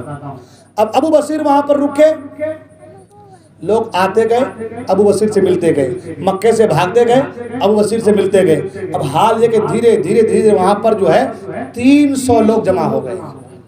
کتنے لوگ جمع ہو گئے؟ 300 لوگ جمع. سن رہے آپ لوگ؟ سن رہے ہیں؟ اچھا لگ رہا ہے کہ نہیں لگ رہا ہے؟ ہاں 300. کیونکہ تقریر جو ہے نا وہ جوشیلی تقریر ہو نہیں رہی، سادہ سمپل انداز میں. اب یہ واقعات ایسے ہے کہ سادہ سمپل انداز میں بولے جائیں گے، ہے نا. 300 لوگ جمع ہو گئے. اب جب 300 جمع ہو گئے تو وہ جو راستہ تھا وہ ملک شام جانے کا، ملک شام سے مکہ آنے کا راستہ تھا. اب مکے والے تجارت کی غرض سے ملک شام جاتے اور شام سے جب تجارت کر کے واپس آتے پیسہ وسا لے کر کے، یہ 300 لوگ ان کے پیسے کو لوٹ لیتے، ان کے مال کو کیا کرتے؟ لوٹ لیتے. اس لیے کہ ان کا مال غنیمت ہے، کیونکہ وہ لوگ مکے والے جو مدینے آ گئے ان کے مال کو ہڑپ لیا، ان کے مال کو لوٹ لیا، ہاں ان کو تکلیفیں دی۔ تو اب یہ لوگ کیا کیے، ادھر سے آنے جانے والوں کے مال کو لوٹنا شروع کر دیے۔ جب مال کو لوٹنا شروع کر دیے تو مکے والے حضور کی بارگاہ میں آئے، کفار مکہ حضور کی بارگاہ میں اور آنے کے بعد کہا کہ وہ جو اقرار نامہ ہے اس کو ختم کر دیجئے، اقرار نامہ جو ہے اسے ختم کر دیجئے اور ابو بصیر کو اپنے پاس بلا لیجئے۔ کیوں؟ اس لیے کہ ابو بصیر کی وجہ سے ہمارا تجارتی مال سب ختم ہو جا رہا ہے، ہماری حالت بہت خراب ہو چکی ہے، اب ہم ان کا سامنا نہیں کر پا رہے ہیں، لہٰذا یہ جو اقرار ہوا تھا ان کو ختم کر دیجئے۔ مکے والے مکے میں رہیں، مدینے والے مدینے میں رہیں، مکے والے جو آنا چاہتے ہیں وہ مدینہ آ سکتے ہیں، ہمیں کوئی اعتراض نہیں، بس اتنا کیجئے کہ ابو بصیر کو اپنے پاس بلا لیجئے۔ تو ابو بصیر کا وہاں سے چھوٹ کر اس جگہ جانا یہ بھی حکمت الہی ہے، ہاں یہ بھی کیا ہے، ہاں۔ اب ادھر اقرار نامہ ختم ہوا اور ادھر حضور نے صحابی کو بھیجا کہ جاؤ اور جا کر کے ابو بصیر سے کہو کہ تمہیں حضور بلا رہے ہیں۔ آہا سبحان اللہ۔ ایک چیز اور، جب ابو بصیر جو ہے مدینے سے نکلے تو وہ دونوں سپاہی جو ساتھ میں تو کہہ رہے تھے تم تو بہت ناز کرتے تھے اپنے نبی پر، تم تو بہت ناز کرتے اپنے نبی پر کہ تو ہمارے نبی بہت محبت کرنے والے، کیا کیا تمہارے ساتھ، تم کو تو واپس کر دیا، تم کو تو واپس کر دیا، اب مکے میں تمہارا حال برا ہوگا، لہٰذا محمد عربی کلمہ پڑھنا چھوڑ دو۔ تو ابو بصیر نے کہا نالائقو، تم کو پتہ نہیں ہے بلکہ میرا ایمان تو، میری عقیدت تو اور بڑھ گئی، میری عقیدت تو حضور سے اور بڑھ گئی کہ ایسے عالم میں بھی میرا مصطفیٰ وعدہ خلافی نہیں کر رہا ہے، ایسے سچویشن میں بھی حضور جو ہے وعدہ خلافی نہیں کر رہے ہیں، تو میری عقیدت بڑھ گئی کہ دیکھو یہ اسلام ہے، دیکھو یہ اسلام ہے، چاہے کچھ ہو وعدہ خلافی نہیں ہونی چاہیے، وعدہ نہیں توڑا جائے گا، وعدہ خلافی نہیں کی جائے گی، یہ اسلام کی خوبصورتی ہے۔ تم کہتے ہو میں چھوڑ دوں، خدا کی قسم میرا ایمان اتنا کمزور نہیں ہے۔ اب ابو بصیر کا حال یہ کہ ابو بصیر روزانہ پہاڑ کے ٹیلے پر رات کو کھڑے ہو جاتے اور کھڑے ہو کر کے وہیں سے مدینہ منورہ کی طرف دیکھتے کہ اب میرا بلاوا آئے گا، اب میرا مدینے سے بلاوا، اب سرکار ہمیں مدینے سے بلائیں گے، وہیں بیٹھے بیٹھے دیکھتے۔ ادھر اقرار نامہ ختم ہوا اور ادھر حضور کا بلاوا آیا اور ادھر ابو بصیر کی طبیعت خراب ہو گئی، ادھر ابو بصیر کی طبیعت بہت زیادہ خراب ہو گئی، بس یوں کہ آخری وقت آ گیا، ابو بصیر کا آخری وقت آ گیا، اب آخری وقت ہے، چند سانسیں باقی ہے، حضور کا پیغام آ رہا ہے، چند سانسیں باقی ہے اور حضور کا پیغام آ رہا ہے، اور پیغام میں یہ کہا جا رہا ہے اے ابو بصیر تمہیں سلام ہو، تم واپس آ جاؤ مدینہ منورہ۔ حضور کا پیغام آیا، ابو بصیر نے حضور کے پیغام کو پڑھا، اسے بوسہ دیا اور جان اللہ کے سپرد کر دی، جان جو ہے اللہ کے سپرد کر دی، روح قفص السری سے پرواز کر دی۔ تو یہ واقعہ ہمیں اس واقعے کے ذریعے ہمیں معلوم یہ ہوتا ہے کہ صحابہ اکرام نے کتنی تکلیفیں برداشت کی ہیں، کس کے لیے؟ اس دین کے لیے، کتنی صعوبتیں برداشت کی ہیں اس دین کے لیے، اور آج ہمارا حال یہ ہے کہ ہم دین سے اتنے دور جا رہے ہیں، ہمیں غیروں کا طریقہ پسند آ رہا ہے، ہمیں پہناوا غیروں کا پسند آ رہا ہے، ہمارا کردار غیروں کی طرح ہے، ہمارا چلنا پھرنا اٹھنا بیٹھنا کھانا سونا لیٹنا، ہمارے کپڑے ہمارے اسٹائل، یہ تمام تر چیزیں آج غیروں کے طرز پر ہو رہی ہیں، مگر ہم وہ طریقہ اختیار نہیں کر رہے ہیں جو طریقہ حضور اکرم صلی اللہ علیہ وسلم نے ہم کو آپ کو عطا فرمایا۔ تو یہ دین کی اہمیت ہم کو اور آپ کو کب ہوگی؟ جب ہم ان واقعات کو پڑھیں گے۔ حضرت خبیب کو کپڑا اتار کر کے جلتے کوئلوں میں لٹایا گیا اور کہا کہ خبیب اب بھی وقت ہے، اسلام کے دامن کو چھوڑ دو، صحابی رسول نے کہا تھا کہ مجھے مرنا گوارا ہے مگر اسلام کو چھوڑنا گوارا نہیں۔ اتنی تکلیفیں، اتنی مشقتیں اس دین کی خاطر اللہ کے رسول نے، صحابہ نے، اہل بیت اطہار نے برداشت کی ہے، تب جا کے دین آپ تک آیا ہے۔ کربلا کی سرزمین پر کربلا کا واقعہ ہم سنتے ہیں تو آنکھیں نم ہو جاتی ہیں نا، آنکھیں بھیگ جاتی ہیں ہماری، کہ ان 72 نفوس قدسیہ نے کس قدر طریقے سے جام شہادت نوش کیا، اپنا سب کچھ قربان کیا۔ کس لیے قربان کیا؟ اس دین کو صحیح طریقے سے آپ تک پہنچانے کے لیے۔ جنہوں نے اپنے چھوٹے چھوٹے بچوں کو قربان کر دیا دین کی خاطر، اور آج ہمارا اور آپ کا حال یہ ہے کہ دین ایک طرف ہے اور ہمارا راستہ ایک طرف ہو گیا ہے۔ ہم نمازوں سے دور ہیں، ہم قرآن کی تلاوت سے دور ہیں، ہم اعمال حسنہ سے دور ہیں، ہم ذکر و اذکار سے دور ہیں، ہم نبی کی شریعت سے دور ہیں، اور آج ہم غیروں کا طریقہ اختیار کیا۔ ورنہ مجھے بتائیں اس محفل خیر میں، محفل نور میں اتنے ہی لوگ کہاں گئے؟ اور لوگ مطلب یہ کہ ان کو دین سے کوئی مطلب نہیں ہے، انہیں دین سے کوئی مطلب، دین سے کوئی سروکار نہیں۔ اگر تم دین سے کوئی واسطہ نہیں رکھو گے تو دین بھی تم سے کوئی واسطہ نہیں رکھے گا۔ آپ کہیں گے حضرت کیسے؟ میں نے کہا سنو ایسے، آج تم دین کے حوالے سے کوشاں نہیں رہو گے، دین کی اہمیت کو نہیں سمجھو گے، تو کل میدان محشر میں تمہارا حال اتنا برا ہوگا کہ تم جہنم کے سب سے نچلے طبقے میں جلائے جاؤ گے، عذاب الہی میں گرفتار ہوگے۔ اس وقت تمہارا کوئی پرسان حال نہیں ہوگا، اس وقت تمہارا کوئی چاہنے والا نہیں ہوگا۔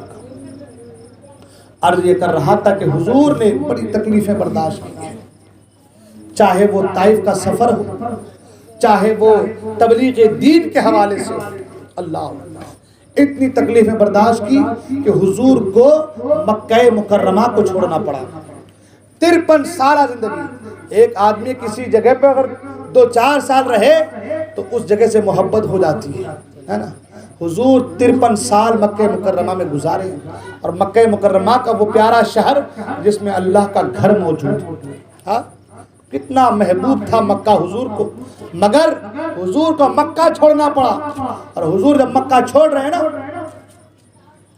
تو مکہ مکرمہ کے حدود سے باہر نکل کر کے آپ مکے کی طرف منہ کر کے آپ کہہ رہے اے مکہ تو مجھے بہت زیادہ محبوب ہے، تو مجھے بہت زیادہ پیارا ہے، اگر میری قوم مجھے نکلنے پر مجبور نہ کرتی تو میں تجھے چھوڑ کر نہیں جاتا۔ یہ حضور کی مکے سے محبت، مگر اس کے باوجود مکے کو چھوڑ کر آپ ہجرت کر کے آپ مدینہ منورہ جا رہے ہیں، صرف کس لیے؟ دین کی تبلیغ کے، دین کے۔ اور حضور کا کردار دیکھیں آپ کہ جب حضور مکے سے نکل رہے ہیں تو حضرت علی سے کہہ رہے کہ تم میرے بستر پہ سو جانا، ہے نا، حضرت علی کو کہہ رہے کہ بستر پہ سو جانا، اور یہ فلاں فلاں فلاں فلاں کی امانتیں ہیں، کل یہ امانتیں لوگوں کو دینا اور دے کر کے واپس مدینہ منورہ آ جانا۔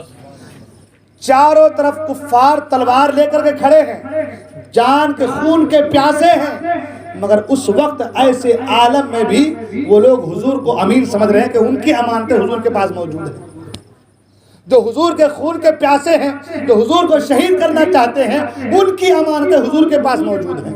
اب بتائیے کہ میرے حضور کا کردار کتنا اعلیٰ تھا۔ اور حضرت علی سے کہتے کہ علی سب کے امانتیں کو سب کو دے دینا اور دے کر کے تم بھی مدینہ منورہ آ جانا۔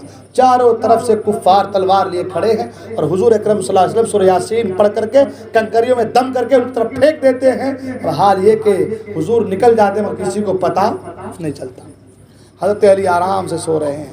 خود حضرت علی فرماتے ہیں کہ میں اس رات اس قدر اس انداز سے سویا کہ اس سے پہلے بے خبری کے ساتھ کسی اور رات نہیں سویا۔ کہتے علی کیوں؟ تلواریں چاروں طرف تھی، لوگ تھے، خون کے پیاسے تھے، آرام سے سو رہے تھے۔ علی نے فرمایا کہ حضور نے کہا تھا کہ علی امانتیں دینا اور واپس آ جانا، تو مجھے یقین ہو گیا کہ میں اور کسی رات بھی مر سکتا ہوں، لیکن آج کی رات مجھے موت نہیں آئے گی۔ حضور اکرم صلی اللہ علیہ وسلم کی یہ 53 سالہ زندگی جو مکہ مکرمہ میں گزری، اپنے تو اپنے پرائے بھی حضور کے اخلاق کے قائل ہو گئے۔ حضور کے اخلاق کی وجہ سے لوگ کلمہ پڑھنے پر مجبور ہو گئے۔ آج حضور کے چاہنے والے، حضور کلمہ پڑھنے والے، ہمارا اخلاق اتنا بد سے بد ہو جا رہا ہے کہ اگر کوئی بڑا آدمی سامنے سے گزرے تو ہم سلام کرنے کو تیار نہیں ہیں۔ اس کو سلام کریں گے بھائی، اس کو سلام کریں گے، ہوگا اپنے گھر کا بڑا، ہمارا کیا ہے، اس کو سلام کریں گے۔ یہ ہماری بد اخلاقی کی نشانیاں ہیں، یہ برے اخلاق کی نشانیاں ہماری۔ حضور نے فرمایا من لم یرحم صغیرنا ولم یعقر کبیرنا، جو بڑوں کی عزت نہیں کرتا اور چھوٹوں کے ساتھ شفقت نہیں کر سکتا، حضور فرماتے ہیں وہ ہم میں سے نہیں ہے، وہ ہم میں سے نہیں ہے۔ حضور چھوٹے بچوں کو سلام کرتے تھے، حضور نے سلام کی تعلیم دی، مگر آج ہمارا حال، کوئی بڑا آدمی بیٹھا ہے ہم سلام نہیں کر رہے، کوئی حضرت آ رہے ہیں ہم سلام نہیں کر رہے، کوئی حضرت، کوئی پیر صاحب، کوئی مولوی صاحب، کوئی حافظ صاحب، کوئی امام صاحب جا رہے ہیں مگر ہم سلام نہیں کر رہے، ہم اپنے اکڑ میں موجود بیٹھے ہوئے آرام سے۔ یہ ہماری برے اخلاقی کی نشانی ہے ہماری۔ حضور کے چاہنے والوں، حضور سے محبت کرنے والوں، حضور سے محبت کرنے والوں، حضور کے اخلاق کو دیکھو اور اپنے اخلاق کو بہتر بنانے کی کوشش کرو، اپنے ماں باپ کا ادب کرو، بڑوں کے ساتھ اچھے سے پیش آؤ، چھوٹوں کے ساتھ شفقت کے ساتھ پیش آؤ۔ یہ چیزیں ہمیں مصطفیٰ کریم کی زندگی سے ملی ہیں۔ اپنے آپ کو اس طریقے سے اسلامی ماحول، اسلامی رنگ میں رنگ لو کہ غیر دیکھے تو کہے واقعی یہ اسلام اور مسلمان کا طریقہ ہے۔ یہ طریقہ اختیار کرو۔ یہ اکڑ، یہ غرور، یہ تکبر، یہ انا، یہ لادری، یہ شیطانت، یہ تمہیں برباد کر کے چھوڑے گی۔ ان تمام چیزوں کو بالائے طاقت رکھو، اپنے اخلاق کو بہتر بناؤ۔ محلے میں رہو تو اس انداز سے رہو کہ محلے والے تمہارے اخلاق کی گواہی دینے پر مجبور ہو جائے کہ واقعی یہ آدمی اخلاق کا دھنی ہے۔ اس طریقے یہ طریقہ اگر اختیار کرو گے تو حقیقت میں تم دنیا و آخرت میں کامیاب و کامرا ہوتے نظر آؤ۔ یہ تھی ہمارے حضور کی مکی زندگی۔ اللہ اکبر، 11 بج گئے۔ اور حضور کی مکی زندگی جو ہے وہ بیان تو پوری ہوئی نہیں ہے، اور یہ 1 گھنٹے میں کیا بیان ہوگا، بیان ہو بھی سکتی نہیں ہے۔ ان کے لیے تو کتنی کتابیں، اللہ اکبر، اور کیسی کیسی کتابیں سیرت رسول کے حوالے سے۔ پیر کرم شاہ ازہری نے ضیاء النبی، اتنی پیاری 6-7 جلدوں میں اتنی موٹی کتاب حضور کی سیرت پر لکھی ہے۔ اس کے علاوہ پڑھ کے سنا دیں گے، پڑھتے پڑھتے جائیں گے تو ہی میرے خیال سے کم 20-25 دن تو لگ ہی جائیں گے پڑھنے میں خالی۔ سیرت رسول پر اتنی بڑی بڑی کتابیں لکھی ہیں جو کہ ہم کیا بیان کر سکتے ہیں، بس جتنا ہو سکتا ہے اپنے سے بس ایک خراج عقیدت حضور کی بارگاہ میں پیش کر دے رہے، تاکہ بس حضور جو ہے ہمارے اسی عمل کو قبول فرما لے، سمجھو کہ ہمارا بیڑا پار ہو جائے گا۔ اب یہ تو بات رہی حضور کی مکی زندگی کی، جو کہ میں نے اجمالاً پیش کی، تھوڑی بہت ہلکی کیونکہ اس میں کہا گیا کہ حضور کی مکی زندگی ایک نظر میں ہے نا۔ اب مکی زندگی میں حضور کے معراج النبی کا واقعہ بھی پیش آیا ہے نا۔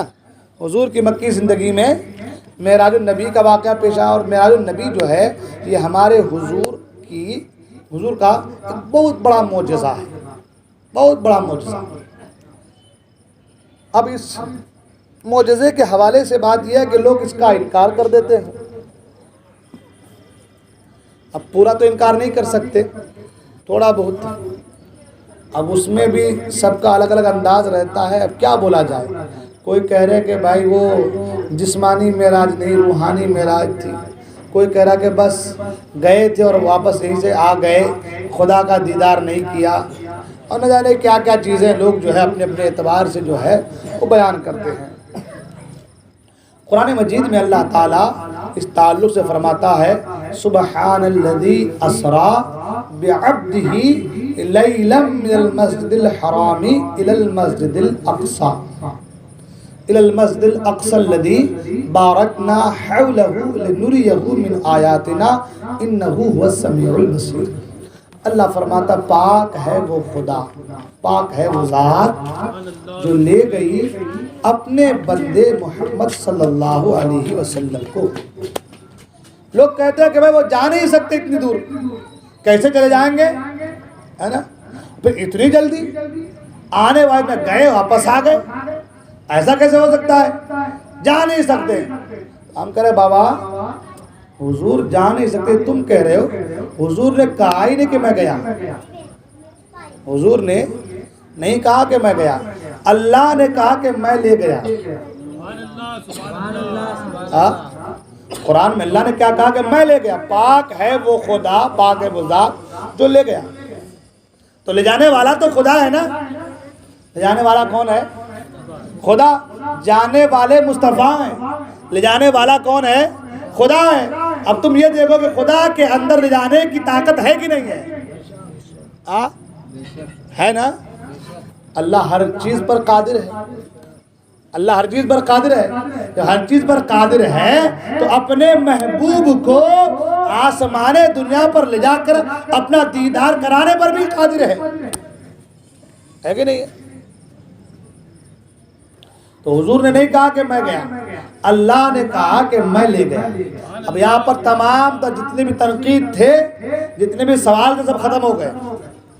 سارے سوال جو ہے وہ کیا ہو گئے؟ ختم ہو گئے، کیونکہ اللہ نے کہا کہ پاک ہے۔ اللہ سب سے پہلے اپنی پاکی بیان کر رہا ہے، اللہ اپنی پاکی کا، اللہ ہر عیب سے پاک ہے، ہر نقص سے پاک ہے، اللہ ہر عیب سے پاک ہے۔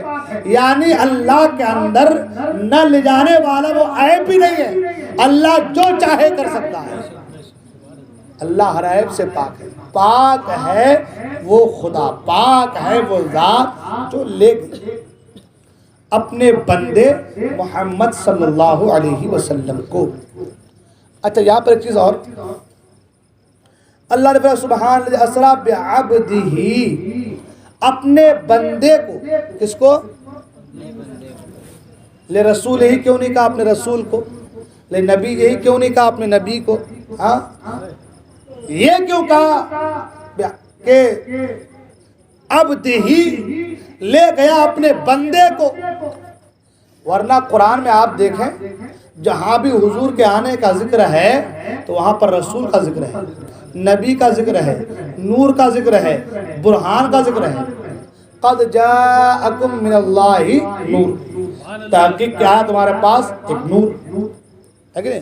لقد جاءکم رسول من انفسکم، تمہارے پاس آئے اللہ کے رسول۔ قد جاءکم برہان من ربکم، تمہارے پاس آئے اللہ کی طرف سے روشن دلیل، برہان۔ تو جہاں پر بھی آنے کا ذکر ہے، مصطفیٰ کے آنے کا ذکر ہے، وہاں پر رسول کہہ کے پکارا، نبی کہہ کے پکارا، وہاں پہ نور کہہ کے پکارا، برہان کہہ کے پکارا، سراج منیرہ کہہ کے پکارا۔ لیکن جب جانے کی بات آئی تو کہا بعبدہ، اپنے بندے کو لے کر کے گیا۔ وجہ کیا ہے؟ وجہ کیا ہے؟ جب آئے تو آنے کے لیے قرآن میں اب جو ہے رسول کا ذکر، نبی کا ذکر، نور کا ذکر، برہان کا ذکر، سراج منیرہ کا ذکر، لیکن جب جا رہے ہیں اللہ کی بارگاہ میں تو یہ نہیں کہا کہ سبحان الذی اسری برسولہ بنبیہ، یہ نہیں کہا بعبدہ، پاک ہے وہ ذات جو لے گئی اپنے بندے کو۔ وجہ کیا ہے؟ وجہ یہ ہے کہ جہاں پر عبد کا ذکر آتا ہے، جہاں پر بھی عبد کا ذکر آتا ہے تو وہاں عبد سے مراد روح بھی ہے اور جسم بھی ہے۔ وہاں کیا مراد ہے؟ روح بھی اور جسم بھی۔ کیا مراد ہے؟ روح بھی اور۔ یہ لوگ جو کہتے ہیں کہ نہیں وہ روحانی معراج تھی، ارے نادان، روحانی معراج تو حضور کو ہر لمحہ حاصل تھی، روحانی معراج تو حضور کو ہر لمحہ ہر دم حاصل تھی۔ یہ بعبدہ ہی کہہ رہا ہے کہ حضور کو جو معراج حاصل ہوئی ہے، یہ والی معراج 27 رجب کو، یہ معراج روحانی نہیں بلکہ یہ معراج جسمانی تھی۔ بعبدہ ہی کہہ کے کہا کہ یہ معراج روحانی نہیں، معراج جسمانی تھی۔ آگے فرمایا بعبدہ لیلا من المسجد الحرام الى المسجد الاقصی، اپنے بندے کو لے گئے، ہے نا، رات کے ایک مخصوص حصے میں۔ کب لے گیا؟ رات کے ایک مخصوص حصے میں، اور کہاں سے کہاں؟ تو کہا من المسجد الحرام الی المسجد الاقصی، مسجد حرام سے مسجد اقصی تک۔ یہ پورا اس میں واقع معراج کا اس میں ذکر ہے۔ اب معراج ہوتی ہے حضور کو، کیونکہ اس میں بڑی لمبی بات اس میں چلی جائیں گی، پھر اب معراج ہو رہی ہے حضور کو، تو اس رات ہر رات مصطفیٰ عبادت کر رہے ہیں، مگر آج کی رات مصطفیٰ آرام کر رہے ہیں۔ سوچنے والی بات ہے، اتنی بات، اتنی عبادت کہ اللہ فرماتا ہے یا ایھا المزمل قم اللیل الا قلیلا، قم اللیل الا قلیلا، رات کے تھوڑے سے حصے میں عبادت کیجئے، تھوڑا آرام بھی کر لیجئے، نصفہ او انقص منہ قلیلا، آدھا حصہ یا اس سے کم، تھوڑا عبادت بھی کیے، تھوڑی نماز بھی پڑھیے، تھوڑا آرام بھی کر لیجئے۔ یہ قرآن کہہ رہا ہے نا، رات کے تھوڑے حصے میں ہے نا، قم اللیل الا قلیلا، تھوڑے قلیل حصے میں، تھوڑے سے میں بات کریں، تھوڑا آرام بھی کر لیجئے۔ حضور عبادت کر رہے ہیں رات کو، اللہ کی بندگی کر رہے ہیں، مگر آج کی رات اللہ کا بلاوا آ رہا ہے تو آج آرام کر رہے ہیں، آج آرام کر رہے ہیں۔ اللہ تعالیٰ جبرائیل امین سے، جبرائیل جنت سے ایک دمبا لے کر کے جاؤ، 70,000 فرشتوں کی جماعت کو لے کر کے، 70,000 فرشتوں کو لے کر کے جاؤ، اور جا کر کے میرے محبوب سے کہنا کہ اے اللہ کے محبوب، اللہ تعالیٰ آپ کے لقاء کا مشتاق ہے، اللہ آپ کا مشتاق ہے۔ اب جبرائیل امین آئے جنت میں، دیکھا تو اتنے سارے براق چل رہے ہیں، ایک روایت میں 40,000 براق چل رہے ہیں، کن کو لے کر کے جائے؟ سب براق دم بالکل خوش خرم، ہماری باری آئے، ہماری باری، ہمارے۔ ایک براق کو دیکھا کہ آنسو بہہ رہا ہے، رو رہا ہے۔ جبرائیل امین گئے قریب میں اور کہا کہ تم کیوں رو رہے؟ آج تو خوشی کا دن ہے، آج جنت کو سجا دیا گیا، آج آسمان دنیا کو، آج حضور آ رہے ہیں، رب کے محبوب آ رہے ہیں، آج تو خوشی کا دن ہے، تم کیوں رو رہے ہو؟ تو براق نے کہا کہ میں اس لیے رو رہا ہوں، جب سے میں نے سنا ہے کہ حضور تشریف لانے والے ہیں، تب سے رو رہا ہوں، اور رو اس لیے رہا ہوں کیا پتہ میرا نصیب، اتنے سارے براق آپ کس کو لے کر کے جائیں گے، میرا نمبر آئے گا کہ نہیں آئے گا؟ کاش کہ میرا نمبر آ جاتا، تو محبوب کی محبت میں رو رہا ہوں، اللہ کے محبوب کی محبت میں رو رہا ہوں۔ اللہ نے فرمایا جبرائیل اسی کو لے کر کے جاؤ، اے جبرائیل جو میرے محبوب کی محبت میں رو رہا ہے، اسی کو لے کر کے جاؤ۔ اس سے پتہ یہ چلا کہ جو روتا ہے اس کا کام ہوتا ہے، ہاں جو روتا ہے اس کا کام، بچے جب تک روتے ہیں تو ماں دودھ نہیں دیتی ہے، نہیں، جب روتا ہے بچہ تو ماں دودھ دیتی ہے، تو جو روتا ہے اس کا کام۔ اور یہاں بھی ہے کہ جب آدمی روتا ہے، دعائیں کرتا ہے، دعا میں آنسو بہاتا ہے، تو اللہ تعالیٰ اس کی دعا قبول فرما لیتا ہے نا۔ پتہ چلا کہ جو روتا ہے اس کا کام ہوتا ہے۔ اللہ نے فرمایا کہ اے جبرائیل امین اسی کو لے کر کے جاؤ۔ جب اس کو لے کر کے جبرائیل امین گئے اور حضور کی بار میں جا کر کے حضور کو جگا رہے، سبحان اللہ، آج ملاقات کی رات ہے، حضور آرام کر رہے ہیں، جبرائیل امین جا رہے اب شش و پنج میں، کروں کیا کروں، آرام کر رہے ہیں حضور۔ اگر جگاتا ہوں تو نیند میں خلل ہے، اور نہیں جگاتا ہوں تو حکم الہی ہے، کروں تو کیا کروں۔ جبرائیل شش و پنج میں ہے، آواز آئی اے جبرائیل اپنے کافوری آنکھوں کو میرے محبوب کے تلووں پہ مر دو۔ جبرائیل امین اپنے کافوری آنکھوں کو حضور کے تلوے پہ لگاتے ہیں، حضور بیدار ہو جاتے ہیں۔ جبرائیل کیا بات ہے، جبرائیل کیا بات ہے، حضور کو سب پتا ہے، جبرائیل کیا بات ہے، حضور آپ کا رب آپ کا مشتاق ہے۔ 70,000 فرشتے آئے، براق لے کر کے آئے، حضور تیار ہوئے، وضو کیا، اور بہت سارے اس میں تفصیل ہے۔ براق پر سوار ہوئے، براق پر سوار ہوئے تو براق نے تھوڑی شوخی کی، جبرائیل نے کہا براق کیا کرتا ہے، تمہیں پتا نہیں کہ تمہارے پر کون سوار ہے؟ براق کہتا ہے جبرائیل امین آج میں اپنی قسمت پر ناز کر رہا ہوں کہ میرے اوپر سوار کوئی اور نہیں، رب کے محبوب ہے اللہ۔ اور پھر جبرائیل امین رکاب تھامتے ہیں اور 70,000 فرشتوں کی جھرمٹ میں مصطفیٰ کریم اللہ تبارک و تعالیٰ کی بارگاہ میں تشریف آتے ہیں۔ سب سے پہلے آپ مسجد اقصیٰ پہنچتے ہیں۔ ٹائم موجودہ ہو گیا، 11:15 بج گئے ہیں نا، انشاءاللہ گفتگو ہوگی آگے، بس شارٹ کٹ میں۔ مسجد اقصیٰ پہنچتے تو راستے میں حضرت موسیٰ علیہ السلام کی قبر کے پاس سے گزرے، دیکھا کہ موسیٰ علیہ السلام اپنے قبر میں کھڑے ہو کے نماز پڑھ رہے ہیں۔ سوچنے والی بات ہے کہ موسیٰ علیہ السلام کا زمانہ حضور کے زمانے سے کتنا پہلے کا زمانہ ہے، قبر میں کھڑے ہو کر کے نماز پڑھ رہے ہیں۔ سرکار رائی تو موسیٰ یصلی فی قبری، میں دیکھا کہ موسیٰ علیہ السلام اپنے قبر میں کھڑے ہو کر کے نماز پڑھ رہے ہیں۔ جو مصطفیٰ کریم سے پہلے کے نبی ہوں وہ قبر میں کھڑے ہو کر کے نماز پڑھ، وہ زندہ ہوں تو ہمارے محبوب کیوں زندہ نہیں ہوں گے؟ مصطفیٰ کریم کیوں زندہ نہ ہوں گے؟ جن کے صدقے میں موسیٰ کریم دنیا میں آئے ہیں وہ زندہ ہیں، تو حضور کیسے مردہ ہو سکتے ہیں؟ حضور کیسے زندہ نہ ہوں گے؟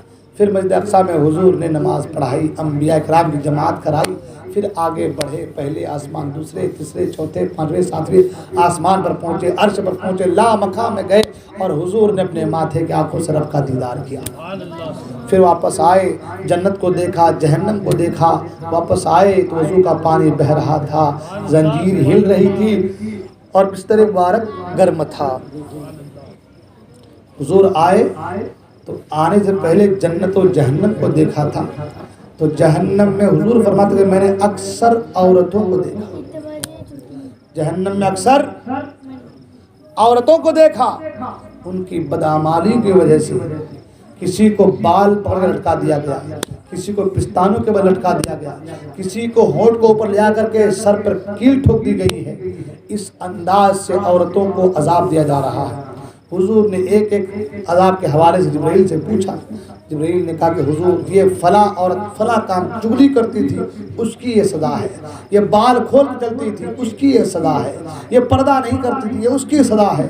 الغرض کے عورتوں کے حوالے سے حضور نے فرمایا کہ اللہ کی بندیاں پردوں کی پابندی کریں، پردے میں رہیں، اپنے شرمگاہوں کی حفاظت کریں، اپنے آپ کو پردے کے اندر رکھیں تو اللہ تبارک و تعالی تمام تر عذاب سے ان کی حفاظت فرمائے گا، تمام تر عذاب کو دور فرما دے گا۔ تو کہنے کا مطلب یہ ہے کہ میری ماں اور بہنوں سے گزارش ہے کہ وہ بھی اپنے آپ کا جائزہ لیں، نمازوں کی پابندی کریں، پردوں کی پابندی کریں، دین سے جڑیں، اور آپ سے بھی گزارش ہے کہ آپ دین سے جڑیں، سرکار کی قربانیوں کو دیکھیں، سرکار نے کیا قربانی پیش کی ہے ان چیزوں کو نگاہوں کے سامنے رکھیں اور اپنی زندگی اور آخرت کو بہتر بنانے کی کوشش کریں۔ بولنے میں کسی قسم کی لفظ شرم قدر غلطی ہو کہ میں توبہ کرتا ہوں، استغفر اللہ ربی من کل ذنب و اتوب الیہ، لا الہ الا اللہ محمد رسول اللہ صلی اللہ علیہ وسلم۔ السلام علیکم ورحمۃ اللہ وبرکاتہ۔